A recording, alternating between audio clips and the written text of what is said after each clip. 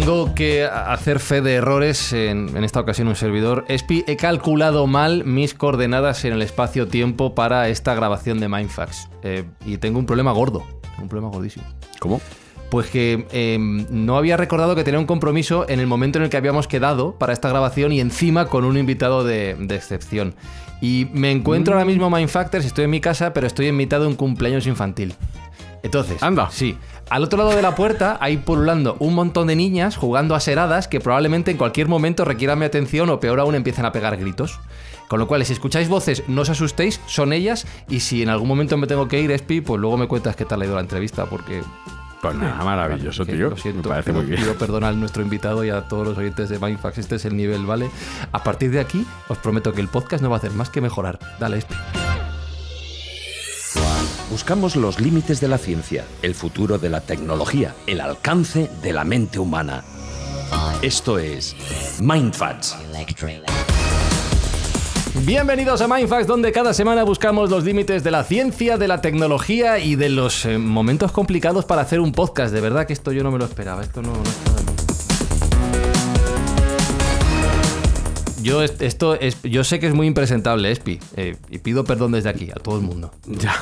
Me parece maravilloso. ¿Verdad? Cumpleaños, hadas, cohetes. No puede ser mejor esto.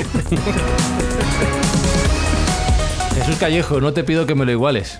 No, que me lo superes. Igualamelo. Va a ser difícil, pero bueno, en la fiesta de cumpleaños habrá globos, ¿no? Hay globos, sí. Claro, globos, espacio, en fin, vuelan, todo está relacionado.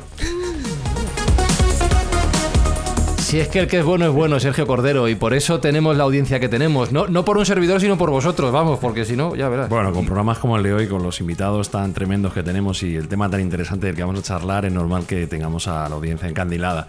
Y recordarles a esa misma audiencia que todas sus escuchas van destinadas a hacer buenas acciones, y en esta fase de la temporada estamos donando todos nuestros emolumentos a la Fundación Clipstra para luchar contra las enfermedades raras. Pues como decía Jesús Callejo, cogemos uno de los globos del cumpleaños que está al otro lado de la puerta y nos disponemos en Mindfax a viajar hasta el espacio exterior.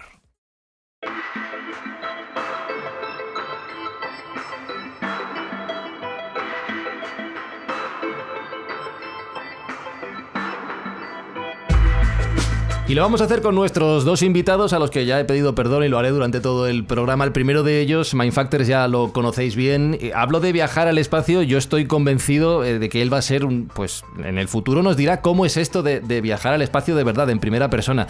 Martín Sierra, ¿cómo estás? Muy buenas, Fran. Yo ya te he dicho que voy al espacio contigo. Bueno, yo no me dejo llevar, pero tú vete abriendo camino, porque como tenga que ir yo liderando, vamos listos, ¿eh? Y junto a Martín Sierra, además, tú a nuestro siguiente invitado le conoces bien, Martín. Sí. ¿Sí? Yo creo que es, si no uno de el más especial de todos los invitados que ha tenido el programa. Hombre, ya Así te digo yo que sí. Fran, haz dos honores, por favor. No, haz dos honores no, por eso pido perdón por lo que me ha pasado hoy, porque es que es ridículo tener hoy a Raúl Torres, que por si no le conocéis, Mindfactors, es cofundador y CEO de PLD Space, que es una empresa fundada en Elche, en Alicante, que se ha convertido en un referente del sector aeroespacial en Europa, apostando, entre otras muchas cosas, por los lanzadores reutilizables. Raúl Torres, gracias por estar en Mindfax a pesar de todo lo dicho hasta ahora. Nada, encantado. ¿Qué tal? Un placer. Raúl, primera pregunta que te hago.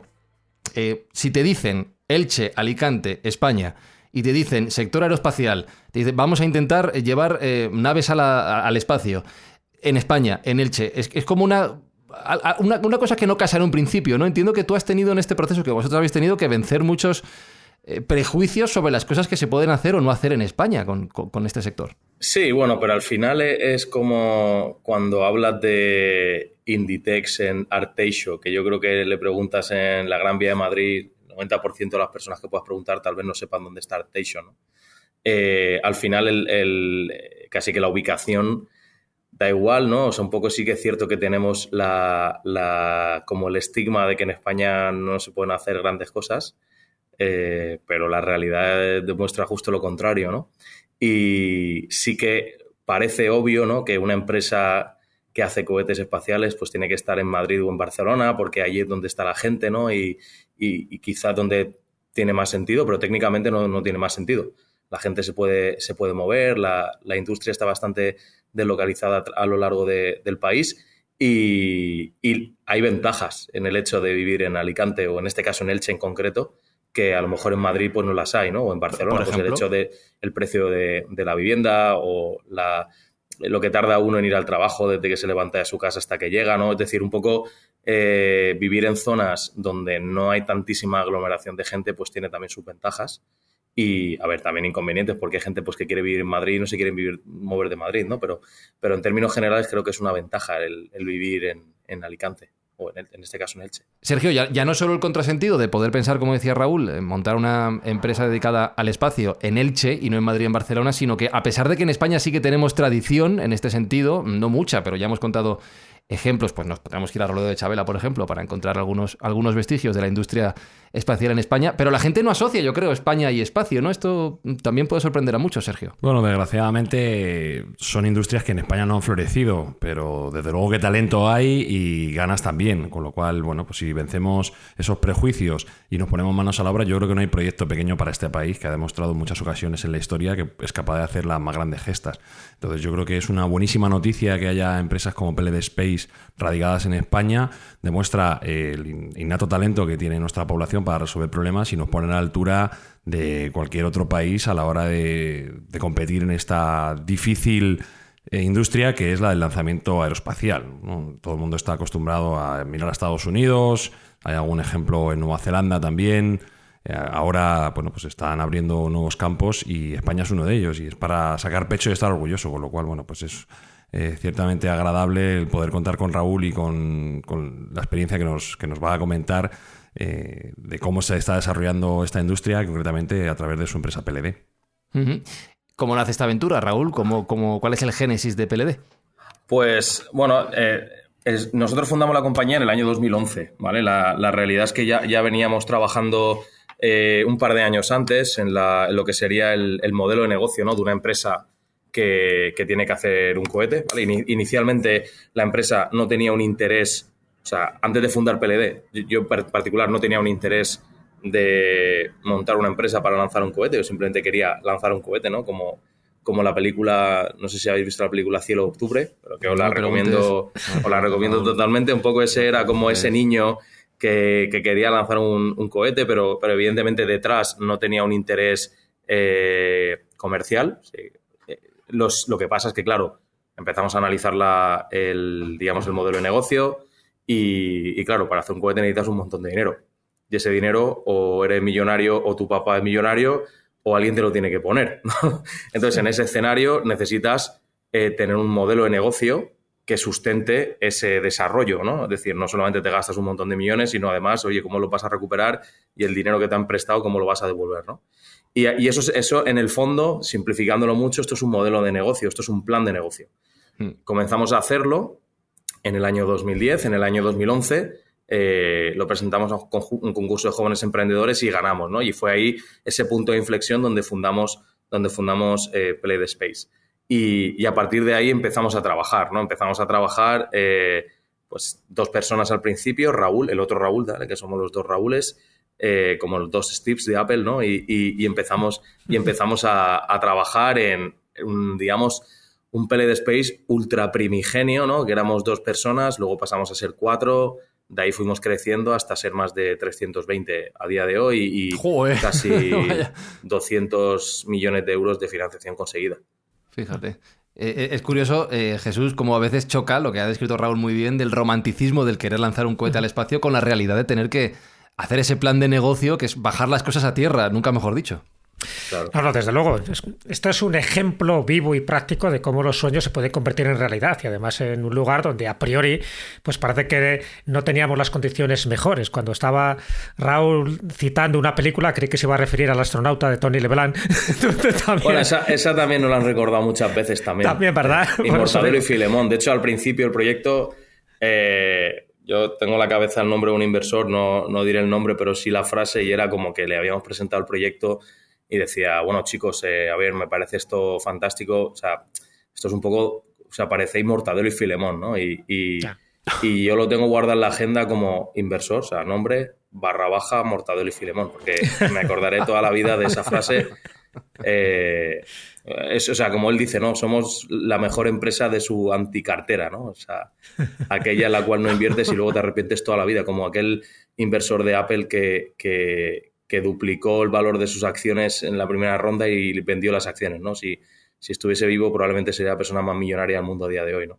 Pero bueno. Además, yo tengo el privilegio de haber estado en las instalaciones de PLD Space en Elche, cuando estuvimos allí grabando en las antiguas, Jesús, tienes que venir a las nuevas. Tengo que ir a las nuevas. Bueno, conozco las que conozco y ya de por sí me impresionó ver ese Miura 1 y sobre todo, bueno, pues lo que decía Raúl, la cantidad de gente ya que hay trabajando en este proyecto tan ilusionante, en esta realidad que hay, porque ya se está trabajando, ahora hablaremos, ¿no? Del Miura 5, también del Lince, ¿no? De esa cápsula para llevar a gente a la Luna, ni más ni menos.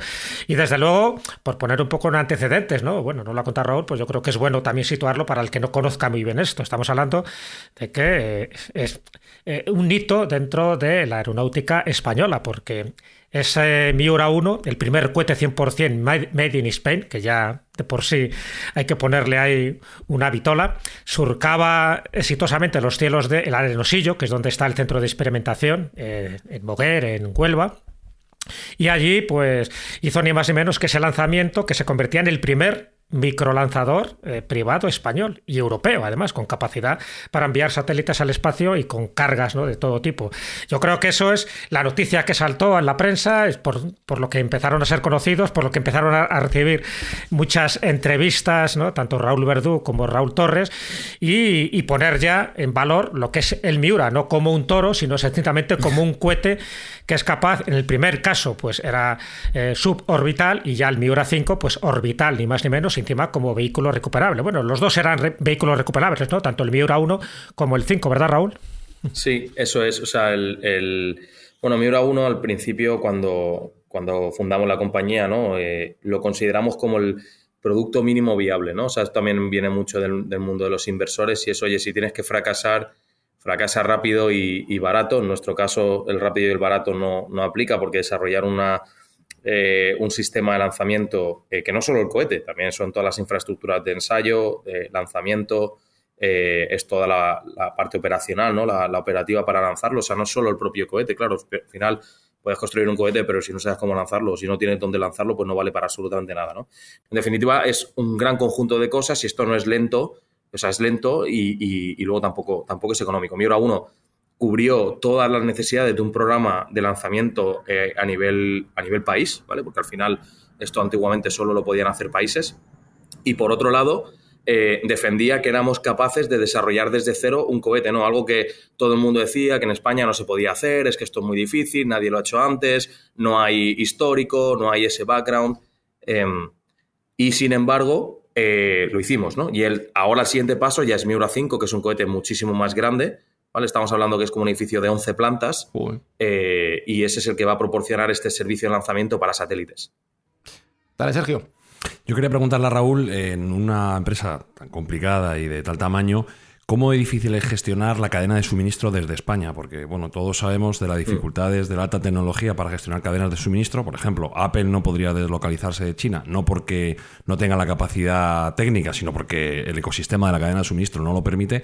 Y quería preguntarle precisamente si en España esto está siendo una dificultad o más o menos lo estáis sobrellevando. No, yo diría que no es un problema. A ver, como todo, ¿no? O sea, sí que hay problemáticas en el día a día, pero si tuviese que poner un top 3 de problemas, la cadena de suministro no sería una, siempre y cuando tus plazos sean algo dilatados, ¿no? Una de las cosas que está pasando a día de hoy en el mundo, o sea, y no solamente sea en el sector espacial, sino a nivel global, yo diría que en prácticamente todos los sectores, es que se estableció una política de stock cero, que en mi opinión es un auténtico error y un fracaso para la industria, y eso estamos pagando las consecuencias ahora, ¿no? Es decir, el momento en el cual tú tienes un stock cero significa que para cualquier cosa que tú necesitas te lo tienen que fabricar. Hay plazos de fabricación, incluso de componentes comerciales, y esto es un poco complicado de gestionar. Pero más allá de esto, diría que la cadena de suministro no es un problema. ¿Y qué porcentaje de los proveedores son españoles? A día de hoy, no me quiero equivocar, pero estaríamos diciendo que un 80% de los proveedores son europeos, ¿vale? De ese 80%, en torno al 80% otra vez son españoles, o sea, una amplísima mayoría son proveedores españoles. hay algunos europeos y luego el 20% restante, ¿no? Sobre el 80% inicial, son proveedores principalmente americanos. El tema es que ese 20% hay algunos componentes bastante sensibles que no es que no los hayamos querido comprar en Europa por alguna alternativa comercial, sino Europa no tiene la capacidad a día de hoy de ciertos productos, es que no existen en Europa, ¿no? Entonces tienes que ir al mercado estadounidense, donde sobre todo en el sector de la defensa pues tienes todo lo que puedas necesitar. Ahora pues bien lo tienes que pagar. Martín, para alguien que se quiere dedicar en el futuro a este sector del espacio como tú desde España, ¿qué supone ver que se puede hacer, que se puede desarrollar una empresa, que se puede contar con todos estos proveedores, aunque a una parte sea indispensable contar con la gente de fuera? ¿Qué supone para ti tener un ejemplo como el de Raúl y PLD? Bueno, el valor que yo creo que tiene PLD, y sobre todo durante estos últimos años, es que no es si podemos hacerlo, es cómo lo vamos a hacer. Porque durante estos años yo he podido ver la evolución que ha tenido PLD Space desde antes de lanzar el Miura 1 hasta ahora que estamos a punto ya de lanzar el Miura 5. Y la verdad es que da mucha esperanza ver cómo con el trabajo y pues eso, aplicando los conocimientos, no quedándonos en la teoría, que es a lo que solemos hacer mucho en el viejo continente, que los americanos suelen ser más echados para adelante, podemos llegar a ser el 10º país del mundo con capacidad espacial. Fíjate, me ha gustado que has dicho ahora que estamos a punto de lanzar, ¿eh? Lo dices en primera persona, Martín. Hombre, claro, pero... Martín está contratado desde que nació. Pero porque PLD, aparte de ser una empresa privada, es una cosa, es la empresa que ha hecho posible que España tenga esta capacidad de lanzamiento y que, por tanto, Europa son los primeros en la historia de Europa en plantear una cápsula espacial tripulada. Antes solo lo habían hecho Estados Unidos, Rusia y China. Y la India, creo. Sí, la India también. Pero nadie más había planteado esto hasta que el INCE llegó el octubre pasado. Yo creo que eso es lo más importante que tenemos ahora mismo. La Agencia Espacial Europea no tiene cápsula como tal. Depende o de la Soyuz o de las cápsulas americanas, pero no tiene independencia en ese aspecto. Y por eso PLD es súper importante.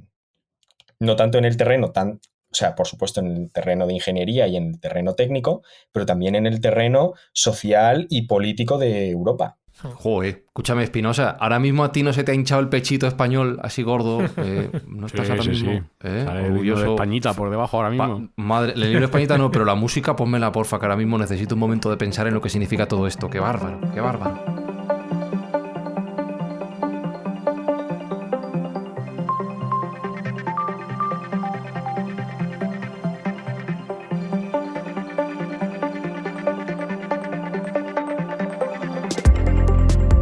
Porque, Sergio, fuera de bromas, en un momento, y lo hemos contado muchas veces en Mindfax, en el que el espacio, la investigación espacial, y no sé si llamarlo una nueva carrera espacial o no, eso ya lo podemos dejar en el alero, está todo tan en boga, realmente el hecho de que Europa se esté posicionando y de que España sea uno de los actores clave, como ha dicho Martín, con esa capacidad, esa autonomía de lanzamiento, entiendo que es un hito histórico para nosotros en toda esta carrera, ¿no, Sergio? Sin lugar a dudas, yo creo que en este nuevo ámbito sí podríamos nombrar una nueva carrera espacial, pero en este caso global y mundial, ¿no? Para tener esa independencia de lanzamiento, esa capacidad, porque los cielos se están abriendo y cada vez es más importante llevar objetos de la Tierra al cielo. Y bueno, ya sabéis que hay nuevas empresas, y hemos hablado de ello, nuevas industrias como puede ser las telecomunicaciones avanzadas, pero también en proyectos científicos, de defensa. Es tan importante tener esa puerta del cielo abierta que yo creo que no puedes depender de terceros, tienes que tener la capacidad de hacerlo tú mismo, y a mí me parece que es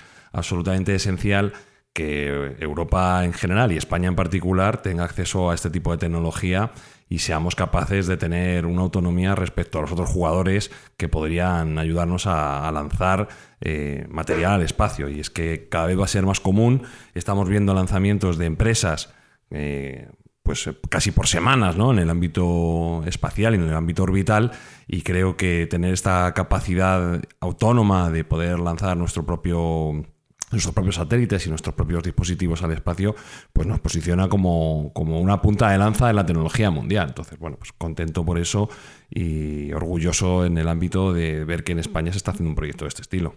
Yo recuerdo, Raúl, le comentaba el otro día a Martín que caminando por el Paseo de la Castellana en Madrid hace unos años, me encontré con el acto de presentación, ya no recuerdo si era de Miura 1 o de Lince, de Miura 1, ¿no? Sí. Claro, y yo recuerdo ver, cotilleando desde fuera, ostras, que hay una nave espacial ahí, pero lo que vi era más bien pequeñito, ¿no? Digamos, en términos de acceso desde la calle. Sin embargo, acabas de describir al Miura 5 como un edificio de 11 plantas. ¿Qué es lo que hemos avanzado? ¿Qué es lo que nos permitiría lanzar una nave espacial tan grande desde España al espacio? ¿Qué es lo que podemos conseguir con todo este avance? Sí, bueno, lo que tuviste en su momento en Madrid, que lo pusimos, digamos, en el patio del Museo de Ciencias Naturales, ahí justo en la propia Castellana, era el primer Miura 1 que desarrollamos, era el vehículo de calificación, lo llamamos ELA, ¿vale? Como elemento A.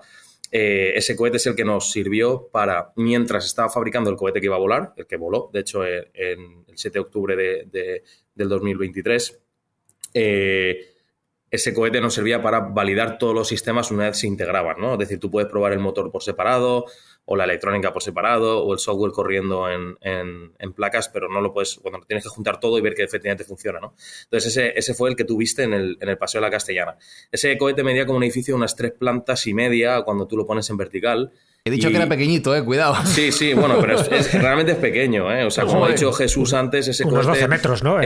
Sí, son casi 13 metros. Ese cohete solo servía para subir a 100 kilómetros y bajar, ¿vale? O sea, ni siquiera entraba en órbita, ni alcanzaba, como de hecho alcanzamos Mach 3,5, ¿vale? Que es pues 3 veces y poco la velocidad de una bala.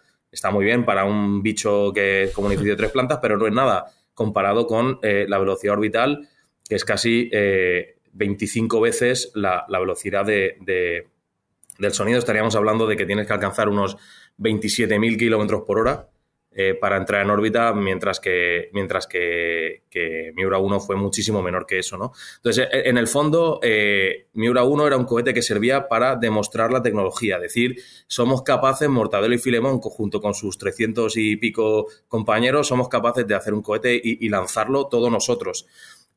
Miura 5 es otra cosa. Miura 5 es un cohete muchísimo más grande, como decía, como un edificio de 11 plantas, y este puede poner satélites de hasta 1 tonelada en órbita. O sea, puede poner satélites que pueden tener el tamaño de un brick de leche, el tamaño de una lavadora de casa o el tamaño de un coche, ¿vale? Los puede poner en órbita. Esto es otra cosa.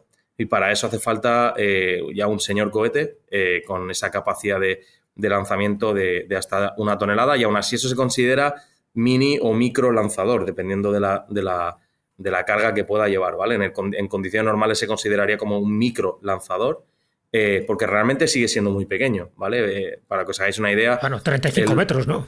Sí, 37, pero no el cohete Falcon 9 de SpaceX son 70, ¿vale? Es el doble. Y el diámetro pasa de ser 2 metros, como es el nuestro, a 3,6, 3,7 metros. Estamos hablando de que un Falcon 9 puede poner en órbita, la configuración Falcon Heavy, que sería la que tiene 2 boosters laterales, puede poner en órbita satélites como un autobús de estos de línea que pueda haber en Madrid o en Barcelona o en Alicante, ¿vale?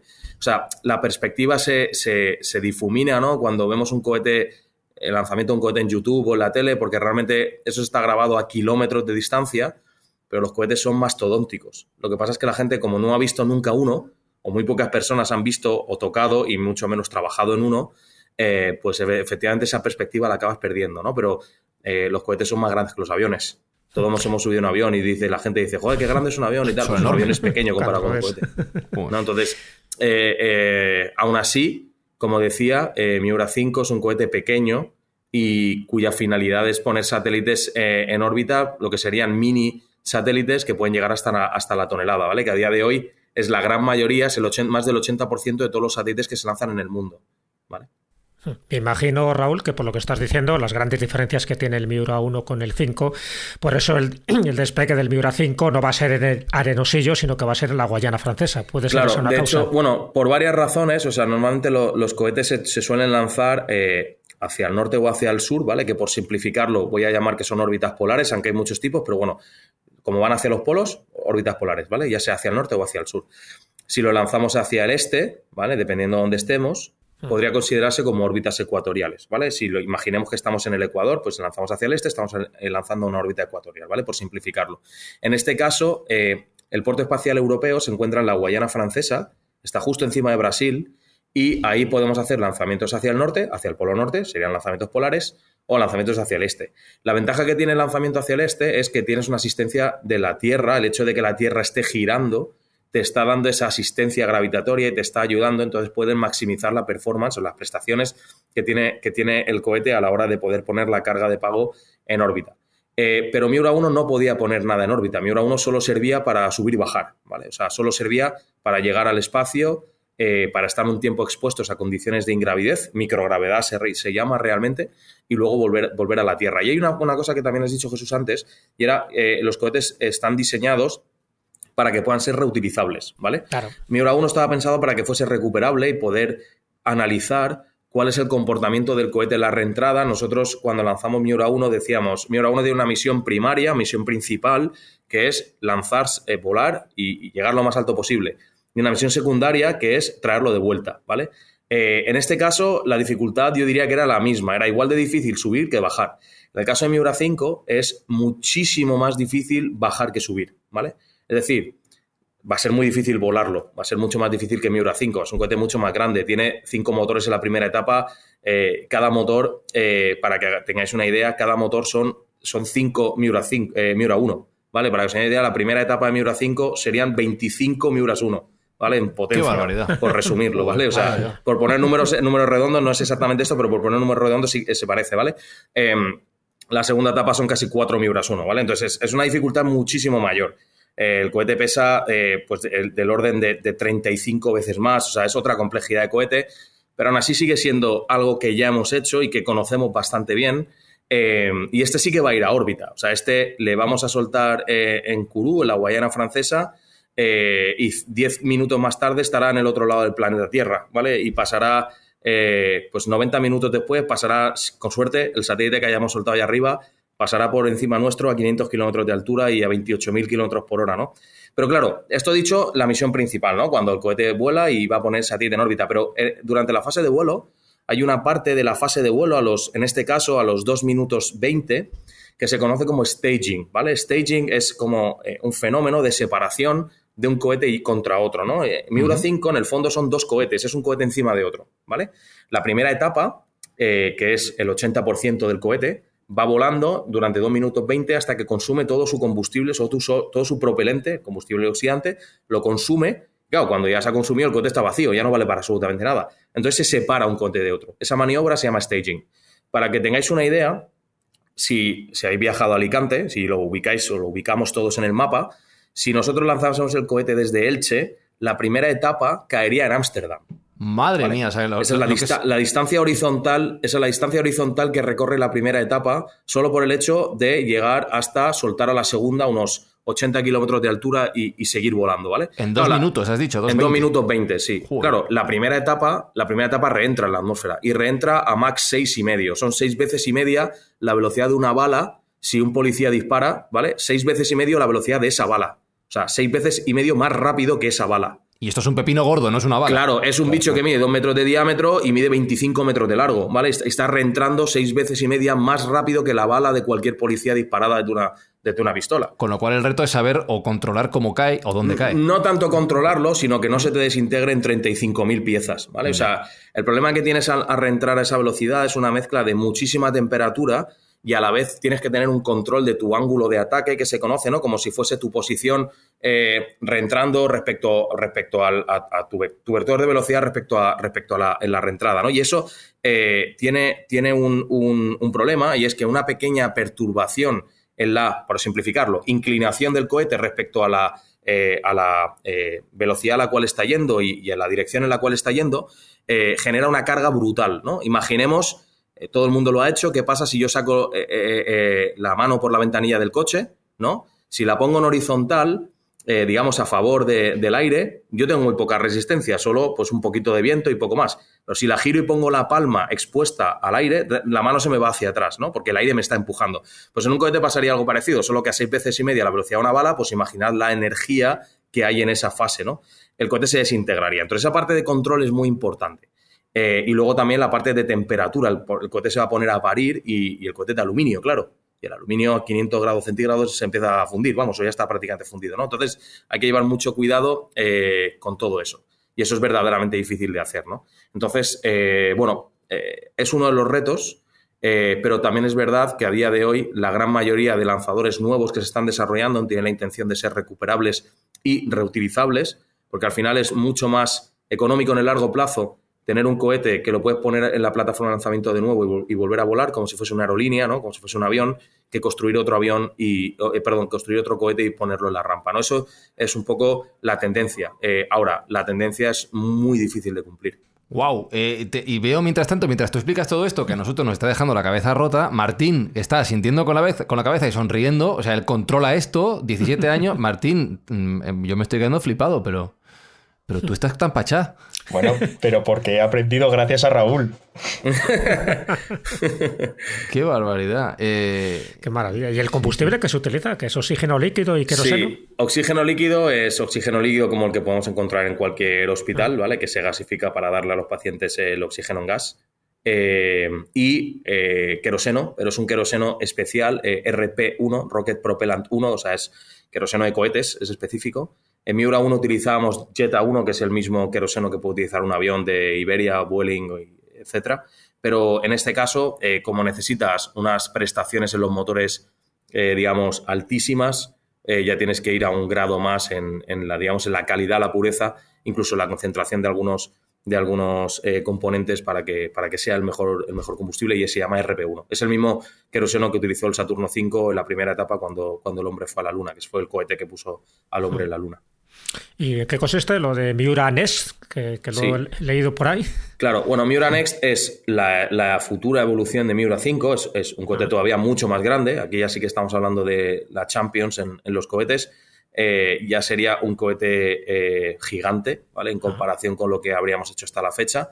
Para que os hagáis una idea, cada motor de Miura Next, que en priori tendrá entre 5 y 7 motores, cada uno de esos será 5 o 7 Miura 5. O sea, estamos hoy de nuevo otro orden de magnitud más en la complejidad y el tamaño.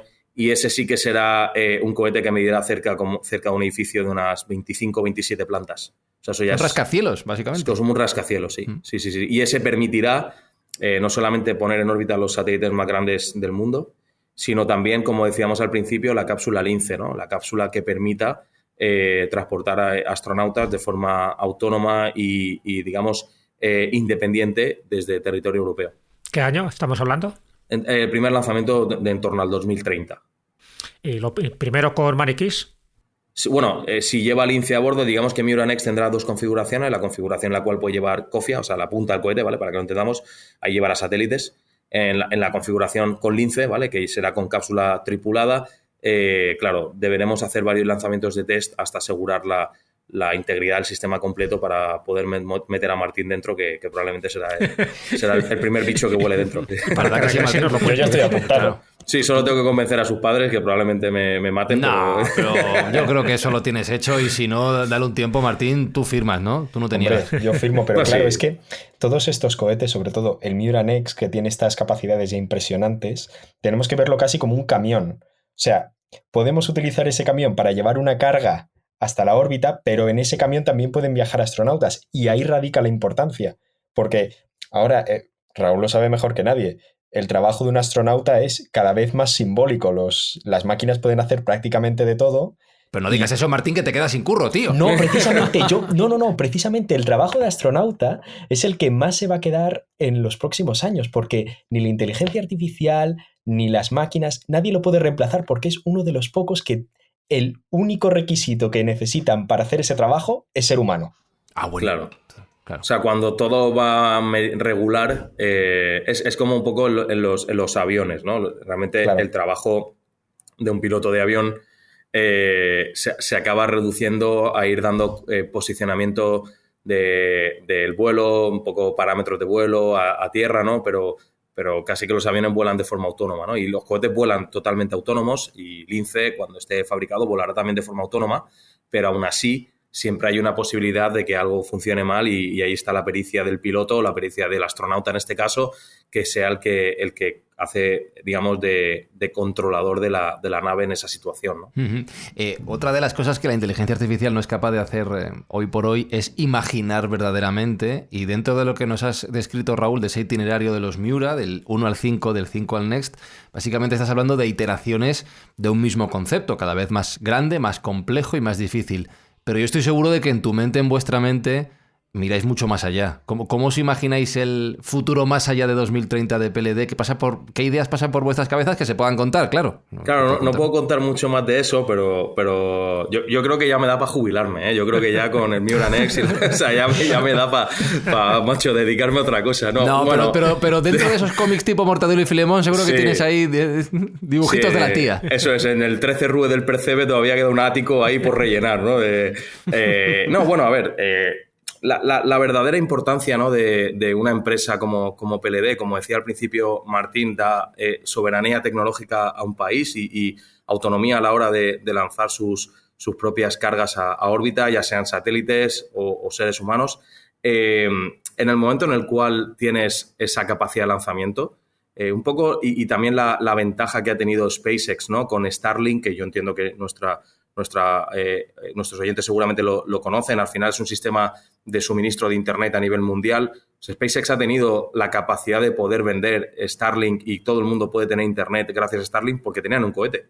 Es que ha sido la verdadera barrera, digamos, la puerta a órbita ha sido el Falcon 9. Si no hubieran tenido Falcon 9, esto no hubiese sido posible, ¿no? Entonces, en nuestro caso ocurre igual. En el momento en el cual tienes un cohete que está de forma regular yendo a órbita, la cantidad de cosas que puedes poner allí arriba y hacer un servicio, digamos, en tierra, se multiplica exponencialmente. O sea que Internet es una de ellas, ese servicio de Internet, esa es solo una de ellas, pero hay muchísimas cosas que se pueden hacer una vez que tienes el cohete. De nuevo, es la barrera de entrada, se convierte en esa casi que carta bonus para poder hacer lo que quieras en el momento en el cual el cohete está listo.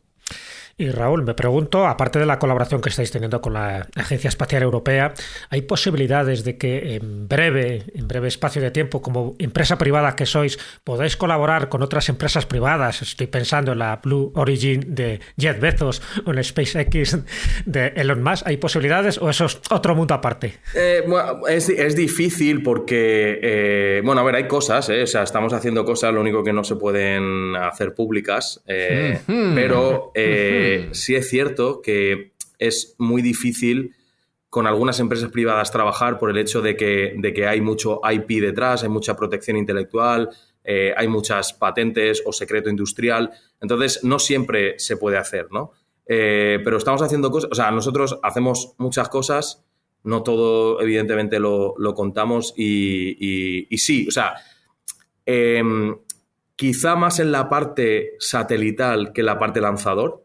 Porque luego también hay que tener en cuenta que un cohete y un misil pues es algo muy parecido y como está el mundo a día de hoy no te interesa contarle a ciertos países cómo funciona o no funciona un cohete porque nos la pueden liar bastante parda, pero en el fondo la parte cohete suele ser más secretiva, digamos, más secreta que la parte satelital y ahí, bueno, hay algo de margen, sí. Martín, para terminar, yo te he dicho antes que dentro de unos años contaremos que tú estuviste en el espacio, estaremos diciendo, yo conocí a Martín, yo hice un Mindfax con él, pero dentro de unos años, ¿qué contarás tú de PLD? ¿Hasta dónde crees que llegará este proyecto? Bueno, es que dentro de unos años PLD será como la NASA en España, vamos. No, pero es que es verdad, porque todo empieza de esta manera. La carrera espacial de los Estados Unidos, me encanta que hayáis traído lo de los misiles. Pero la carrera espacial comienza con los estadounidenses y los rusos llevándose ingenieros desde la Alemania nazi, desmontando los misiles que estaban lanzando sobre Londres, quitándole las cabezas explosivas y mandándolos en vez de parabólicamente hacia arriba a ver a dónde llegan. Así son los primeros vuelos espaciales. Y fijaos, desde aquel año 44 que se lanzó el primer objeto al espacio, la V2, hasta el año 69, que de pronto ya teníamos gente en la Luna. Este crecimiento tiene que ser exponencial y dentro de los próximos años, con la carrera espacial que está empezando, todos estos actores, tanto PLD como los de otros países, van a entrar muy en juego y muy en la vida cotidiana de todos nosotros. Y Raúl, ¿en qué año dices que vais a mandar a Martín para allá para arriba? Cuando salga el titular en los periódicos, más pues o menos. Hombre, depende de cómo vaya avanzando el proyecto, pero estaremos hablando que un vuelo de prueba sin personas debería ocurrir en 2030 y yo calculo que con personas en torno al 32, 33. Depende del número de pruebas que podamos hacer. Bueno. Hay varias que se tienen que hacer, y también depende del coraje de Martín para ese primer lanzamiento, pero sí, en torno a mi madre ya la tienes convencida, Raúl. No, sí. Yo creo que al revés. Yo creo que tengo convencido a tu padre. Tu madre es otra cosa. Habrá que ganarse la mano. A mi madre también. Dice, bueno, con Raúl sí. Con el resto no. Claro, pues habrá que firmar. Eso, es que por la parte de Javier, Jesús, hacemos cuña, no hay problema. No, hombre, por supuesto. Que nuestro futuro astronauta. Y además me imagino que Lince, además buen nombre también, es enhorabuena porque elegís buenos nombres, el Lince ibérico, como claro. No. Me imagino que el siguiente proyecto, una vez que ya esté conquistada la Luna, será Marte, claro. Bueno, ya lo contaré en otro programa. Que bueno, si no dejamos nada para el siguiente. Yo tomo nota por si alguien nos escucha en PLD, esa idea de la nueva sede en Elche y en Alicante, ir a hacer la visita, grabar un Mindfax allí, yo pues por claro. Si alguien nos escucha estaría muy bien, no sé, si pudiera ser Espi, y eso que tenemos que aguantar 7 alguien que maneje años. Allí, yo qué sé. Claro, a ver si conocemos a alguien. Sí, si pasa el mensaje, dime. Que es que también a mí me encanta, sobre todo ahora que se va acercando el final, la importancia simbólica que tiene el lanzamiento del Miura 1. Yo estuve ahí viendo en vivo, estuve en la playa del Arenosillo viendo cómo despegaba el Miura 1. Tú da envidia, venga, adelante. No, pero claro, lo lanzan desde Huelva. ¿Sabéis que salió de Huelva 500 años antes del Miura 1? ¡Ojo! Sí. Apenas a 20 kilómetros está el puerto. Unas aves marítimas. Exacto, desde donde al final todos las carabelas de Colón claro. zarparon a América. Es que estamos en la misma posición. Ahora acabamos de descubrir este océano nuevo. Y lo que hay que hacer es salir allí y explorarlo. Estoy arribísima ahora, Martín, por favor. Madre mía.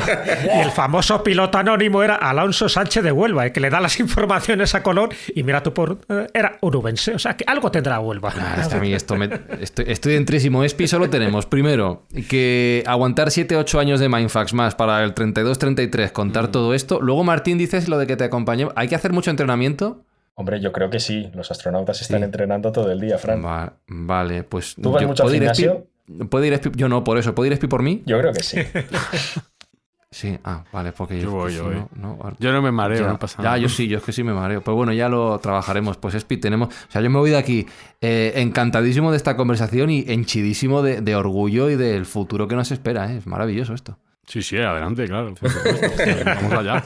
Vamos, Miura.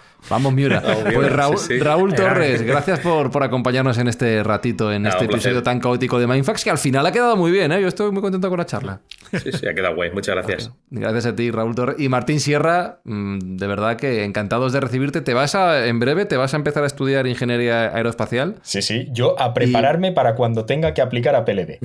No, y aparte, una cosa que os digo, le dije el otro día a Martín que cada trimestre de curso y de exámenes allí en su carrera le vamos a hacer un examen en Mindfax. Entonces vamos a tener un corresponsal en Estados Unidos. Cuidado, que os voy a hacer yo el examen. No, ya estamos suspensos, ya te digo yo. Pues Martín, gracias una vez más por acompañarnos. Venga, gracias a vosotros y vamos, Miura. Vamos.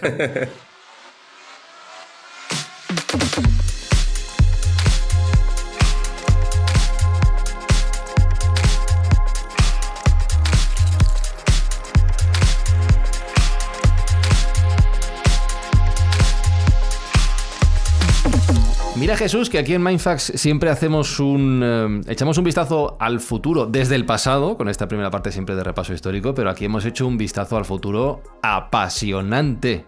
Me ha encantado escuchar todo esto. Totalmente. Este es un programa cósmico que ha ido como un tiro y después de lo que hemos escuchado es un motivo más para sentirnos orgullosos de ser españoles. Alberto Espinosa, empieza a entrenar, que tenemos tarea, que... Sí, estoy en ello ya. Ya estoy corriendo en la rueda, estoy dando vueltas, lo que haga falta. Me pongo boca abajo, boca arriba, de lado. Se está abriendo una cerveza, que le estoy viendo en la pantalla. Será cabrón. Sergio Cordero se nos ha tenido que marchar antes de tiempo, así que de su parte recuerdo Mindfactors que os damos las gracias porque gracias a los ingresos que se consiguen con la publicidad de estos episodios estamos donando lo que recaudamos a la asociación Clipstra España que investiga la enfermedad rara del mismo nombre y que en 7 días volvemos aquí en Mindfacts, que ha sido un placer. Un saludo de Fran Izuzquiza y nos volvemos a escuchar en una semana. Chao, chao, chao, chao, chao. Mindfacts llega cada semana a tus oídos a través de Spotify, Apple Podcast, iVoox o tu aplicación favorita. Búscanos en redes sociales. Somos Mindfacts. T-20, director de lanzamiento a todos los operadores. Play Space, Miura 1, listo para lanzamiento. T-15, 13, agua, 11, T-10, 9, 8, 7, 6, 5, 4, 3, 2, 1, T0. Vamos, Miura. Arranque motor. T-no despegue, Miura 1, despegue. Rampa libre. No hay incendios en rampa. Rampa perfecta. Tema 20. Aviónica. Nominal. Aviónica nominal. Entrando en régimen transónico. Temas 1 minuto. Miura 1, supersónico. Propulsión nominal. Aviónica nominal. 72, máxima presión dinámica. Miura 1, máxima presión dinámica. Seguimos, seguimos. Apogeo, apogeo, apogeo. Misión finalizada.